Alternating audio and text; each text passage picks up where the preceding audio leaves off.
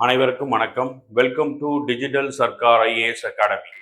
இந்த வகுப்புல நம்ம பார்க்க போறது விஜயநகர் எம்பையர். இந்த விஜயநகர் பேரரசு காலத்துல நடந்த பேட்டில் ஆஃப் தலிகோட்டா, இந்த தலைக்கோட்டை போர் தொடர்பான விஷயங்களை தான் இந்த வகுப்புல பார்க்க போறோம். இந்த தலைக்கோட்டை போர் எந்த வருஷம் நடந்துச்சு, யார் யாருக்கு இடையில நடந்துச்சு, இந்த போர் ஏற்படுத்திய விளைவுகள் என்ன அப்படிங்கிறத இந்த வகுப்புல நம்ம பார்ப்போம். இப்ப இந்த தலைக்கோட்டை போர் தொடர்பான விஷயங்களை ஒன் பை ஒன்னா பார்ப்போம். ஃபர்ஸ்ட் நம்ம பார்க்க போறது ஆல்சோ நோனஸ், அதாவது தலைக்கோட்டை போருடைய மற்றொரு பெயர் அப்படின்னா ரக்ஷி தங்கடி அப்படின்னு சொல்லி அழைக்கப்படுகிறது. தலைக்கோட்டை போரோட இன்னொரு பெயர் ரக்ஷி தங்கடி. ஏன் இதுக்கு பேர் ரக்ஷி தங்கடின்னு வச்சிருக்காங்க அப்படின்னா, இந்த ரக்ஷி தங்கடி அப்படின்ற இரண்டு கிராமங்களுக்கு இடையில தான் இந்த போர் நடைபெற்றுச்சு. அதனால அதுக்கு இன்னொரு பேர் என்ன வச்சிருக்காங்க அப்படின்னா ரக்ஷி தங்கடி அப்படின்னு சொல்லி அழைக்கிறாங்க. அப்ப ரக்ஷி தங்கடி அப்படின்னாலும் தலைக்கோட்டை போர் அப்படின்னாலும் ஒண்ணுதான். நெக்ஸ்ட் இயர், இந்த தலைக்கோட்டை போர் நடைபெற்ற வருடம் பார்த்தீங்க அப்படின்னா 23 ஜனவரி 1565, அதாவது 1565 தான் இந்த தலைக்கோட்டை போர் நடைபெற்றுச்சு. நெக்ஸ்ட் பிளேஸ், இந்த தலைக்கோட்டை போர் நடைபெற்ற இடம் அப்படின்னா தலைக்கோட்டை அப்படின்ற இடத்துல நடைபெற்றுச்சு. அதனாலதான் இதுக்கு பேரு தலைக்கோட்டை அப்படின்னு சொல்லி அழைக்கப்படுகிறது. இந்த இடம் எங்க இருக்கு அப்படின்னா கர்நாடகால இருக்கு. நெக்ஸ்ட் பேட்டில் பெட்வீன், இந்த போர் யார் யாருக்கு இடையில நடைபெறுது அப்படின்னா விஜயநகர எம்பையர், விஜயநகர எம்பையருக்கும் இந்த விஜயநகர எம்பையர் சார்பாக அலியா ராமராயர் அப்படின்றவர் வந்து பங்கெடுத்துக்கிறாரு.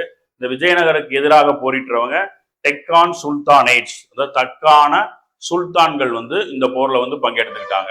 அப்ப இந்த போர் யார் யாருக்கு இடையில நடையுது அப்படின்னா விஜயநகர எம்பையருக்கும் தக்கான சுல்தான்களுக்கும் இடையில நடைபெறுது. விஜயநகர பேரரசு சார்பாக அலியா ராமராயர் அப்படின்றவர் அமைச்சர் இந்த போர்ல வந்து பங்கெடுத்துக்கிறாங்க.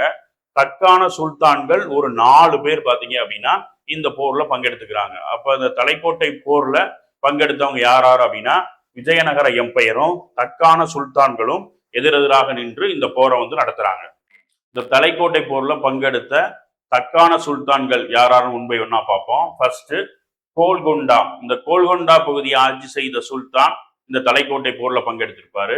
நெக்ஸ்ட் பிடார், இந்த பிடார் பகுதியை ஆட்சி செய்த சுல்தான் இந்த தலைக்கோட்டை போர்ல பங்கெடுத்திருப்பாரு.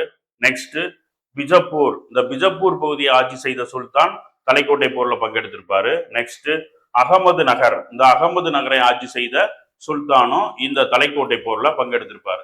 இந்த 4 சுல்தான்களும் ஒன்று சேர்ந்து விஜயநகர பேரரசுக்கு எதிராக இந்த தலைக்கோட்டை போரை நடத்தியிருப்பாங்க.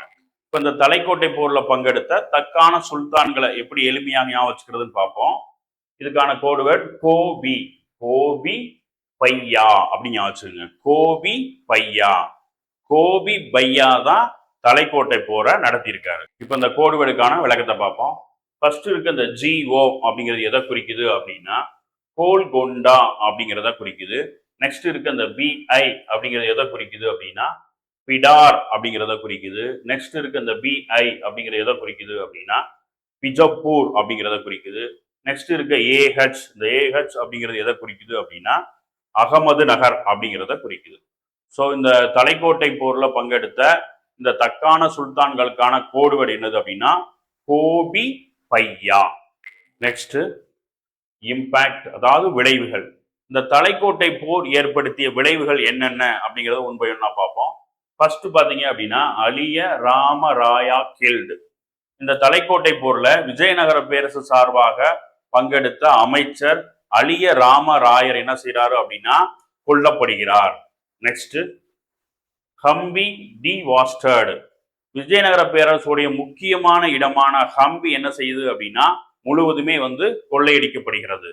நெக்ஸ்ட் விஜயநகர எம்பையர் டிக்ளைன்டு, இந்த 1565 தலைக்கோட்டை போருக்கு பின்னாடி விஜயநகர பேரரசு தன்னுடைய வீழ்ச்சியை சந்திக்கிறது.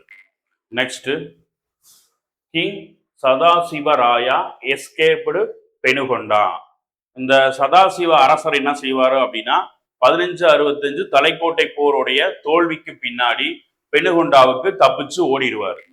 நெக்ஸ்ட் திருமலா ராமராய பிரதர், இந்த திருமலை அப்படின்றவர் ராமராயருடைய பிரதர்.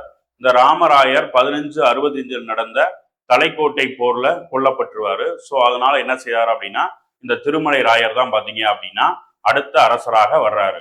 இந்த திருமலை ராயர் என்னென்ன செய்யறாரு பாத்தீங்க அப்படின்னா, டிக்ளர்டு ஹிம்செல்ஃப் கிங், தன்னை ஒரு அரசராக என்ன செய்யறாரு அப்படின்னா அறிவிச்சுக்கிறாரு. எந்த வருஷம் அப்படின்னா 1570 தன்னை ஒரு சுதந்திர அரசராக அறிவிச்சுக்கிறாரு. 1565 தலைக்கோட்டை போர் முடிஞ்சிருக்கும். அதுல இருந்து 5 ஆண்டுகள் கழிச்சு 1570 தன்னை சுதந்திர அரசராக அறிவிக்கிறாரு. Next, start Aravidu dynasty. இவர் என்ன செய்யறாரு அப்படின்னா, 4வது வம்சமான விஜயநகர பேரரசின் 4வது வம்சமான ஆரவீடு வம்சத்தை இவர் ஆரம்பிக்கிறார்.